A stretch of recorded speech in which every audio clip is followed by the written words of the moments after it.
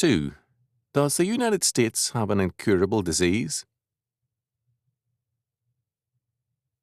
Our foreign aid program is one of the strongest aspects of American history. We pour billions of dollars into foreign aid all over the world. Most of this money sticks to the fingers of the politicians in power in the various countries, and some of it is used for strange and unexpected purposes. I recently learned that Japan uses our aid for defense, then allocates the money they would otherwise use for defense to subsidize their automobile and steel companies, thereby giving them an edge over us.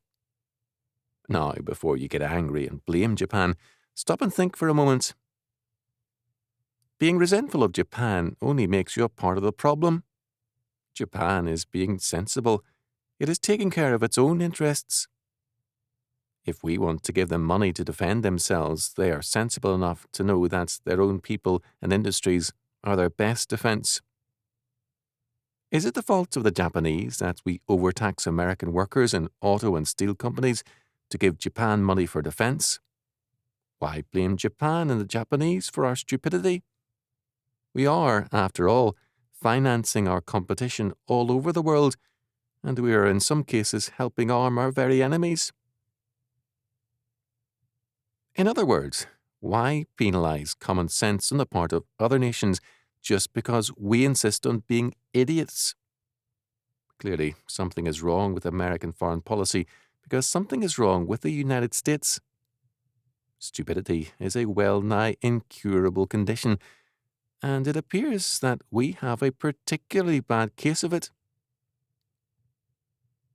Many newspapers, citizens and politicians do indeed criticize the practices of some countries which receive foreign aid.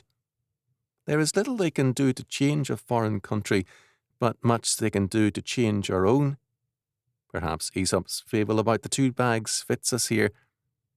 Aesop said that every man carries 2 bags about with him, one in front and one behind, and both are packed full of faults. The bag in front contains our neighbour's faults, and the bag behind contains our own. As a result, we do not see our own faults, only our neighbour's. Well, we cannot change our neighbour, but we can change ourselves by recognising and dealing with our own faults. One of our key faults is the mistaken belief that our dollars can save the world. Besides being religiously false, this doctrine is clearly a very expensive one. The United States has a humanistic religion of salvation by the dollar rather than by Christ. If we are determined as a nation to hold to some heretical or false religion, why not at least pick up a cheaper one?